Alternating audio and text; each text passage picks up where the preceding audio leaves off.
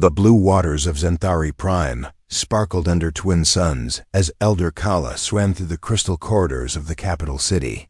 Her webbed hands trembled as she carried the communication device that would either save her people or mark their final moments. The aquatic city that had stood for 1,000 years now shook with each distant explosion. Above the ocean surface, dark ships filled the sky like angry storm clouds. The Valith Dominion had arrived 3 days ago with demands that no peaceful species could meet. They wanted slaves, resources, and complete surrender. When the Xanthari refused, the bombardment began. Jake Morrison sat in the quiet monitoring station orbiting Earth's moon, sipping coffee that had gone cold hours ago. The Deep Space Listening Post rarely picked up anything interesting. Most days he tracked commercial traffic and logged routine communications between human colonies. Today felt different. The equipment had been acting strange all morning, picking up fragments of signals from sectors where no human ships operated. The console beeped softly. Jake leaned forward, adjusting the receivers to clean up the incoming transmission. What he heard made him sit up straight. The signal was weak, broken by static, but the desperation in the alien voice came through clearly. "This is Elder Kala of the Xanthari Republic. We broadcast on all frequencies, hoping someone will hear us. Our worlds are under attack. We have no weapons, no armies, no way to fight back. The Valith ships destroy everything we have built. They take our young as slaves and kill those who resist." Jake's coffee mug hit the floor as he grabbed his headset. He had heard rumors of species beyond human space, but this was first contact with someone asking for help. The transmission continued, each word heavy with fear. "We know little of the galaxy beyond our waters, but we have heard whispers of a species called humans. If you exist, if you can hear this, we beg you to help. US, we offer everything we have. Our healing knowledge, our biotechnology, our friendship for all time. We only ask that you save what remains of our people." The signal cut to static. Jake stared at his screens, his heart racing. He ran the recording back 3 times to make sure he had heard correctly. Then he reached for the emergency communication link that connected directly to Fleet Command. Captain Lisa Sullivan was reviewing supply reports aboard the exploration vessel UHS Horizon when her communication officer burst into her quarters. Lieutenant Sam Rodriguez looked like he had seen a ghost. He handed her a datapad without speaking. Lisa played the recording twice. By the second time, she was already moving toward the bridge. Her ship was conducting routine patrols in the outer colonies, but this changed everything. She had standing orders about first contact situations, especially distress calls. "Get me Admiral Rodriguez at Terra Station," she ordered as she entered the bridge. "Priority Alpha Channel." The connection took several minutes to establish across the vast distance. When Admiral Tony Rodriguez appeared on screen, Lisa could see he was in his office despite the late hour.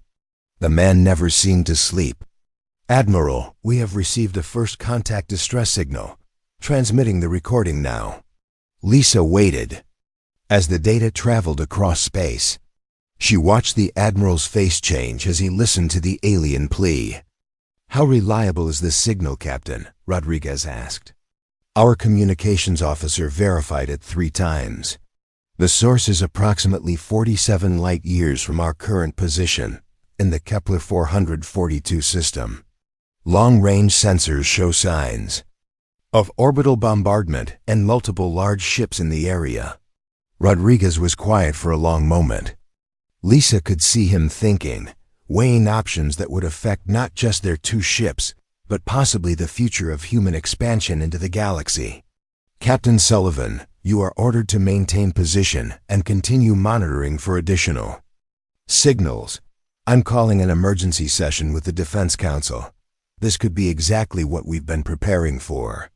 The connection ended, leaving Lisa staring at the dark screen. Her crew looked at her expectantly. They all knew that human space had been expanding carefully for 200 years, always wondering when they would meet other intelligent species. Everyone hoped the first contact would be peaceful. No one expected it to be a cry for help. On Terra Station, Admiral Rodriguez walked quickly through corridors that never slept. The massive orbital platform served as headquarters for all human military operations.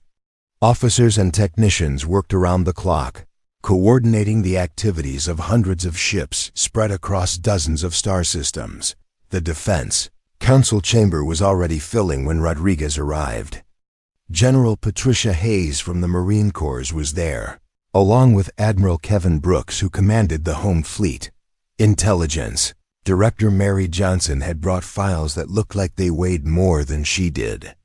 Ladies and gentlemen, we have a situation that could define humanity's place in the galaxy, Rodriguez began. He played the Zenthari transmission for the assembled officers. The room was completely silent as the alien voice filled the air with its desperate plea. Intelligence Assessment, Director Johnson? Rodriguez asked when the recording ended. Mary Johnson stood, consulting her notes. We have very limited information about either species mentioned. Long-range reconnaissance has detected signs of a large-scale conflict in the Kepler 442 system.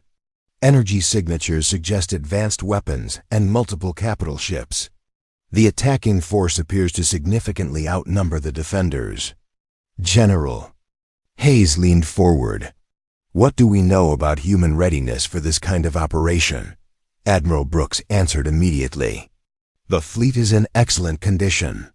We have been preparing for large-scale operations for decades. If the Council approves, we can have a significant force assembled and ready to jump within 48 hours. Rodriguez looked around the table at faces that showed the same determination he felt. Humanity had spent 2 centuries building their strength while exploring carefully.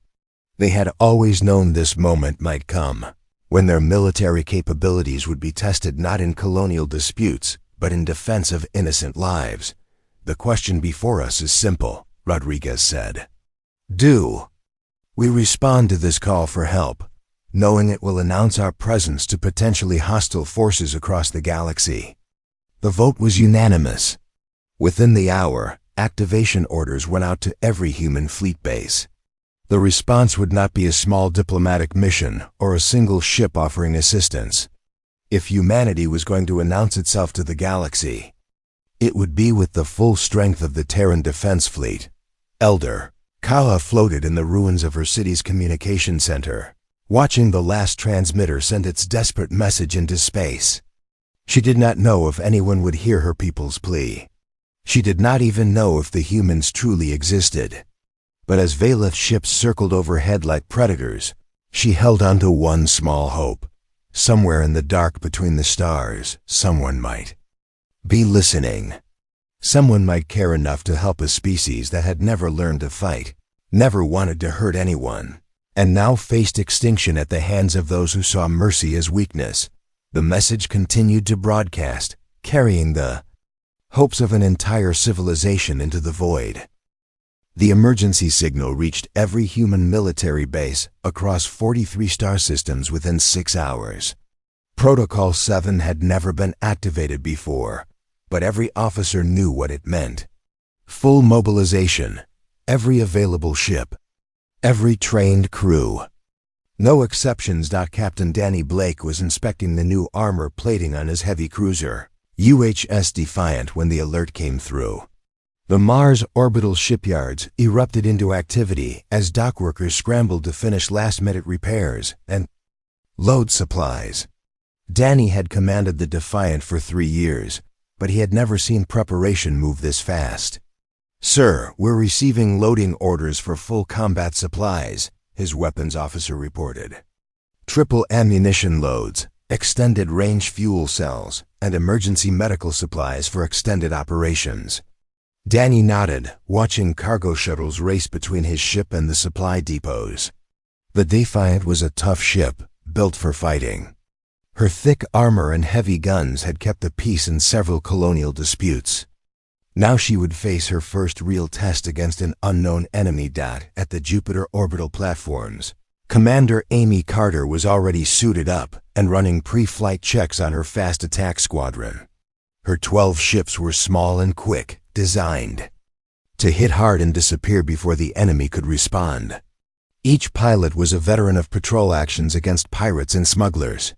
"Listen up, people," Amy told her squadron over the comm system. "This is not a drill. We're going to war to help people we've never met against an enemy we know nothing about. Check your systems twice, pack for a long deployment, and remember your training." The pilots responded with calm professionalism that came from years of preparation. They had all known this day would come eventually. Human space was expanding, and sooner or later they would meet someone who needed their help or someone who wanted to hurt them. Captain Rick Stone stood on the flight deck of the massive carrier U.S. Liberty, watching his crews load fighters and prepare dropships full of Marines. The Liberty was one of the largest ships in the human fleet, capable of carrying 200 fighters and 5,000 Marines. She was designed to project power across vast distances. "Colonel, how long before your Marines are ready?" Rick asked. The Marine commander standing beside him, Colonel Frank Murphy, checked his tablet. 40 minutes, sir. We're loading for multiple mission types: orbital assault, ground support, shipboarding operations, and civilian evacuation if needed." Rick watched the organized chaos of preparation. Every person on his ship knew their job and did it without hesitation. This was what humanity did best. He thought. When faced with a crisis, they organized, planned, and executed with precision that other species might find frightening. The ships kept coming. From the asteroid mining stations came heavy cargo vessels converted into mobile supply bases. From the outer colonies came patrol ships and system defense boats. From Earth itself came the newest and most powerful warships, fresh from the construction yards. Admiral Kate Williams stood in the command center of the flagship UHS Washington, watching the tactical display fill with friendly contacts. Each green dot represented a ship and crew ready to fight for people they had never met. The display showed the largest military force humanity had ever assembled. "Status report," she ordered. 287 ships have reported ready for jump, Admiral," her operations officer reported. "Remaining vessels will be ready within 12 hours. Total force projection includes 43 capital ships, 112 escort vessels, 38 support ships, and 94 specialized craft." Williams nodded. It was an impressive force, but she wondered if it would be enough. Intelligence reports about the Valeth Dominion painted a picture of a ruthless empire that had conquered dozens of systems. Their ships were advanced, their tactics brutal, and they had never suffered a major defeat. But the Valeth had never fought humans before. The Washington's communication center received a priority message from Captain Lisa Sullivan, still monitoring the situation from her position near the battle zone. Her report was grim. The bombardment of Xanthari worlds had intensified. Long-range sensors showed civilian evacuation ships being destroyed as they tried to escape. "Admiral, the situation is deteriorating rapidly," Sullivan reported. "I'm detecting mass casualties and infrastructure destruction across 3 planets. The Xanthari defense platforms are failing one by one." Williams felt the weight of command. Every minute they spent preparing was another minute the Xanthari died under enemy fire. But rushing in without proper coordination would help no one. "All ships, this is Admiral Williams," she broadcast to the assembled fleet. "We jump in 18 hours. Use the remaining time to complete all preparations. Check your equipment, brief your crews, and prepare for extended combat operations." In the quiet spaces of their ships, human crews made their final preparations. Engineers ran diagnostic tests on engines and weapon systems. Doctors organized medical supplies and prepared surgical bays. Pilots studied star charts and enemy ship designs captured by long-range reconnaissance. Lieutenant Commander Sarah Mitchell sat in her quarters aboard the destroyer UHS Phoenix, Writing a message to her family on Earth, like many officers, she wanted to record her thoughts before jumping into the unknown. Mom and Dad, by the time you receive this message, we will be fighting in a system 47 light years from home. We're going to help a species called the Zenthari, who have never hurt anyone. They're dying because they refuse to become slaves. I can't think of a better reason to risk everything we have. Similar messages were being recorded throughout the fleet. Human crews understood the risks, but they also understood the stakes. This would be humanity's introduction to the wider galaxy. What they did in the coming battle would define how other species saw them for generations to come. In the intelligence briefing rooms, analysts worked around the clock to understand their enemy. The Valeth Dominion appeared to be a traditional conquest empire. They used overwhelming force against weaker opponents and showed no mercy to those who resisted. Their ships were heavily armed, but seemed to rely on brute force rather than tactical sophistication. They fight like bullies, Intelligence Director Mary Johnson explained to the assembled ship captains. They're used to easy victories against species that can't fight back. They may not know how to respond when they meet organized resistance. The briefing included everything human intelligence had gathered about Valeth weapons, ship designs, and battle tactics. It wasn't much, but it was enough to plan an engagement. Human commanders studied the data and began developing strategies that would use their advantages in coordination and tactical flexibility. As the countdown to jump continued, Admiral Williams received one more transmission from the Zenthari. Elder Kala's voice was weaker now, filled with exhaustion and despair. To whoever may hear this message, we thank you for listening to our plea. Our cities burn and our people suffer, but we do not surrender hope. If help comes, we will remember your kindness forever. If no help comes, we will die knowing that we tried to live in peace. Williams looked out at her assembled fleet, 300 ships ready to jump across the galaxy in defense of strangers. She had never been more proud to be human. All ships, prepare for jump. We're going to show the galaxy what humanity stands for. The human armada dropped out of hyperspace at the edge of the Zenthari system in perfect formation. 300 ships appeared in the black void like a wall of metal and purpose. Each vessel held position exactly where Admiral Williams had planned, creating a sight that had never been seen before in this part of the galaxy. Elder Kala floated in the emergency shelter beneath Zenthari Prime's ocean floor when her communication officer brought impossible news.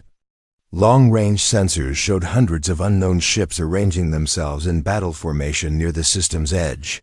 The ships were not Valeth. They were something else entirely. Elder, we are receiving a transmission, the young Zenthari reported with trembling voice. It comes from the largest ship in the formation. The message is for you. The voice that came through the communicator was calm and strong. Elder Kala, this is Admiral Kate Williams of the Terran Defense Fleet. We received your call for help. We are here to assist your people and remove the threat to your worlds.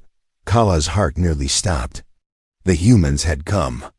The species she had only heard whispers about had crossed the galaxy to answer her desperate plea. General Crix Thaliner stood on the bridge of his flagship, studying the display that showed the human fleet. The Valeth commander had conquered 12 systems in the past month without serious resistance. Most species either surrendered immediately or died quickly. These humans appeared to be different. What species are they? He demanded from his intelligence officer. Unknown, General. They do not appear in our databases.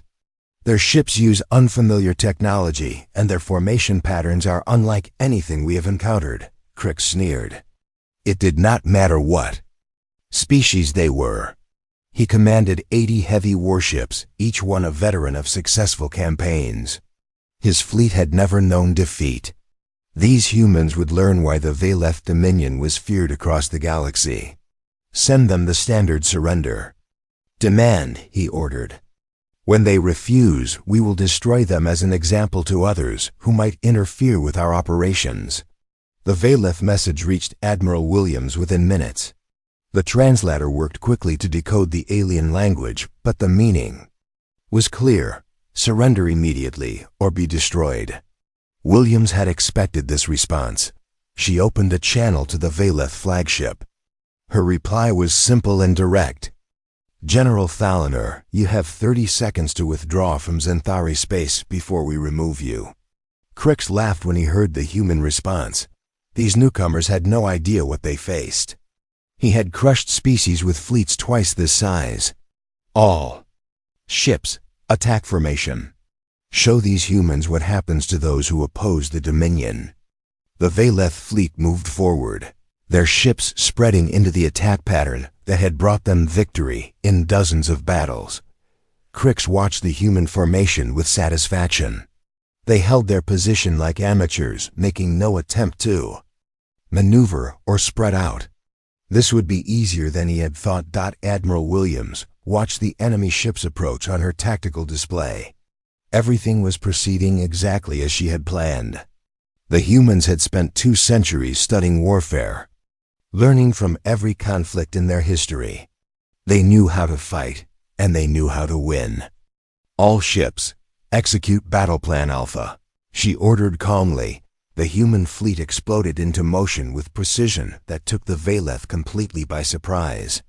The tight formation scattered into a dozen smaller groups, each moving with perfect coordination toward predetermined positions.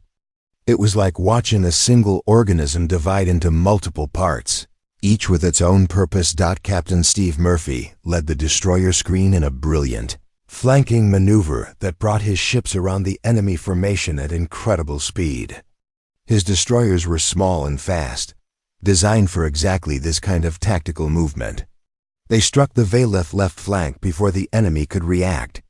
All weapons fire at will, Murphy ordered as his ships opened fire with everything they had. The Valeth ships on the flank found themselves under attack from multiple directions at once. Their return fire scattered and ineffective. Commander Amy Carter's fighter squadron launched from their carriers, like a swarm of angry insects. Her pilots had trained for this moment their entire careers. They dove into the enemy formation, their small ships dodging between the massive Valeth vessels while their weapons found weak points in enemy armor. Red Squadron, target their sensor arrays, Carter commanded over the comm system. Blue Squadron, hit their weapon systems. Keep moving and don't give them a clear shot. The Valeth had never faced fighters like these. Most species used large, slow attack craft that were easy targets. The human fighters were quick and deadly, striking vital systems before disappearing into the chaos of battle. General Crix watched his tactical display with growing disbelief. His fleet was being torn apart by enemies who fought with a coordination he had never seen.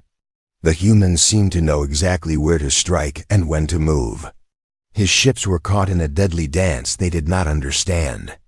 All ships, concentrate fire on their flagship, he ordered desperately. If he could destroy the human command ship, their formation might collapse, but Admiral Williams had anticipated this response. The UHS Washington was protected by a screen of heavy cruisers and destroyers that absorbed the enemy fire while maintaining their own devastating attacks. Captain Danny Blake's heavy cruiser, UHS Defiant, took the brunt of the Valeth assault, her thick armor holding against weapons that had shattered the defenses of a dozen worlds. Damage report, Danny called out, as his ship shook under enemy fire. Armor holding, sir. Weapon systems fully operational. We can take everything they're throwing at us. The battle raged for 6 hours across the entire star system. The humans fought with a tactical brilliance that amazed even the Zenthari observers. Every ship knew its role, every captain understood the larger strategy, and every crew member performed with the precision of a perfect machine. Captain Rick Stone's carrier, UHS Liberty, became a mobile fortress, launching wave after wave of fighters while her marine dropships prepared for boarding. Actions. Colonel Frank Murphy's Marines were eager to show the Valith what happened when humans fought at close range. The tide of battle turned when Commander Beth Taylor's bombers broke through the Valith formation and attacked their command ship directly. Her pilots flew through devastating defensive fire to deliver their weapons with surgical precision. "Direct hit on the enemy flagship," Taylor reported. "Their command structure is in chaos." General Crix felt his ship shudder as human weapons tore through its armor. Around him, officers struggled to maintain control as systems failed and fires spread through the corridors.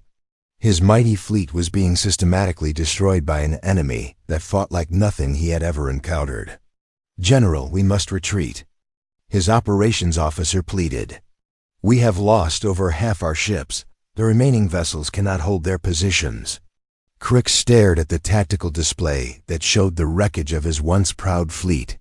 The humans had not just defeated him. They had humiliated him.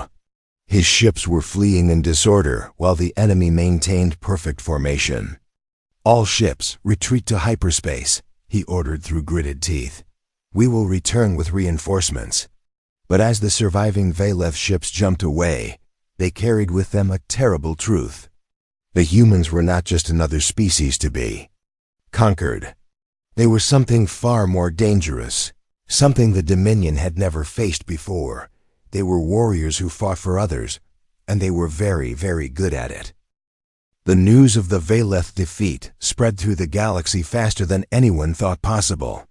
Within days, every major species had heard the incredible story. The mighty Dominion, which had conquered system after system without resistance, had been crushed by an unknown species called humans. Elder Kala swam through the crystal corridors of her rebuilt city, her heart still amazed by what had happened. The human fleet remained in Zenthari space, not as conquerors, but as protectors.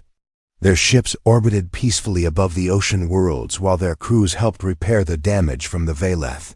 Admiral Kate Williams had established a temporary command center on the surface of Zenthari Prime, working closely with the local leaders to understand their needs. The humans had not demanded payment or territory. They simply asked to learn about Zenthari culture and share knowledge that might benefit both species. "Admiral, we cannot understand why you came so far to help us," Kala said during one of their daily meetings. "We had nothing to offer you except our gratitude." Williams smiled, looking out at the blue waters that surrounded the floating city. "Elder Kala, we came because you asked for help." That was reason enough. Dr. Elena Vasquez had become a celebrity among the Zenthari healers. The human medical officer worked day and night with the aquatic species, learning their incredible biotechnology while sharing human knowledge of trauma surgery and battlefield medicine. The exchange of information benefited everyone.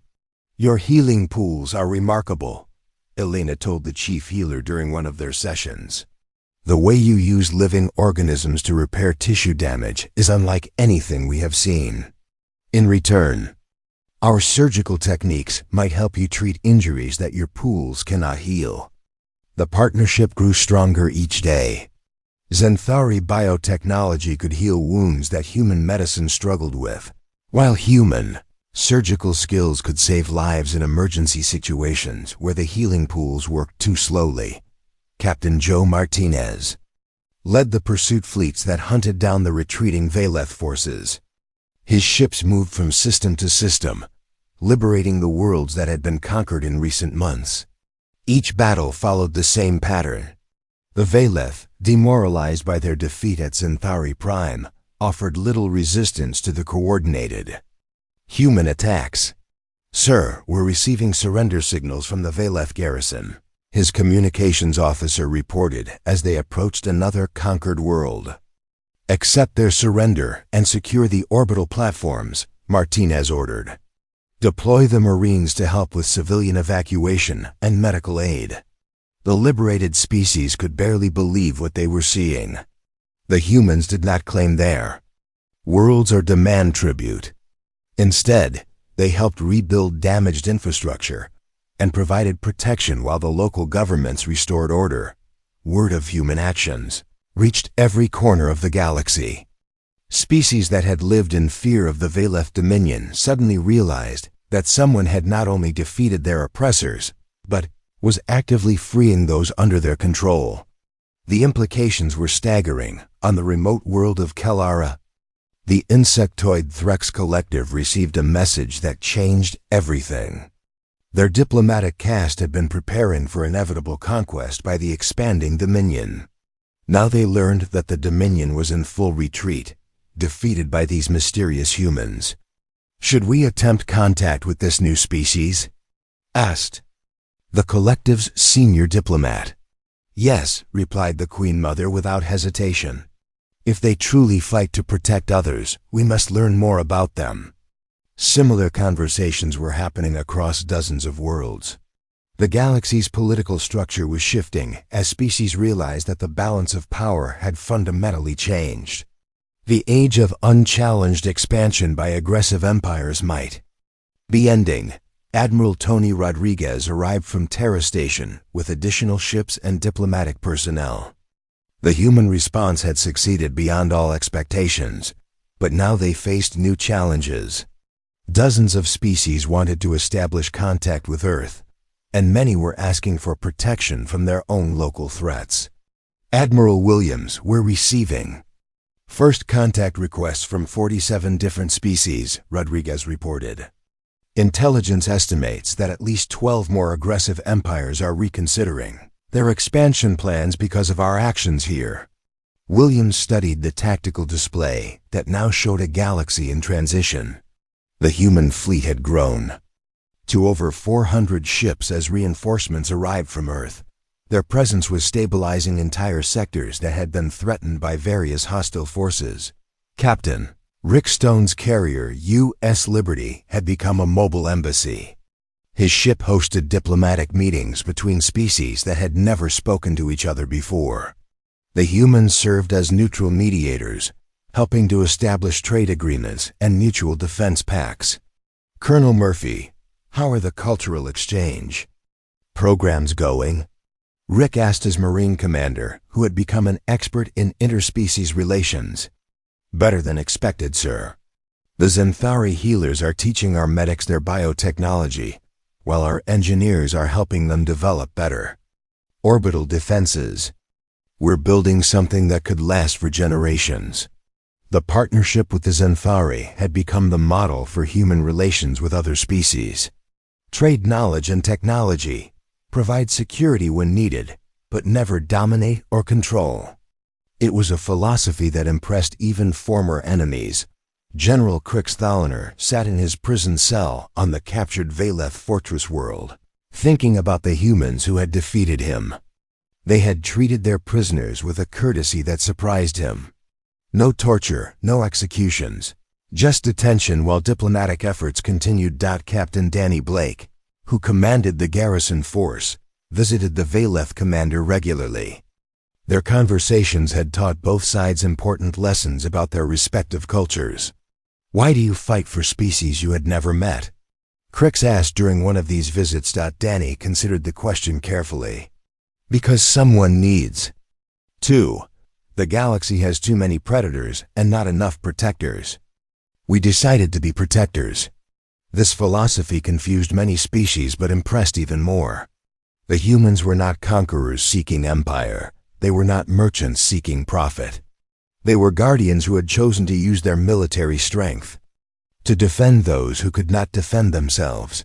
The transformation of the galaxy continued as human influence spread. Trade routes that had been controlled by aggressive empires opened to peaceful commerce. Species that had been enemies for generations began talking to each other under human mediation. Admiral Williams received a message that made her smile. It was from Jake Morrison, the monitor who had first received the Xanthari distress call. He had been promoted and now commanded a new deep space listening post designed to receive calls for help from across the galaxy. "Admiral, we're picking up distress signals from 3 different sectors," Morrison reported. "All 3 are requests for assistance against various hostile forces. How should we respond?"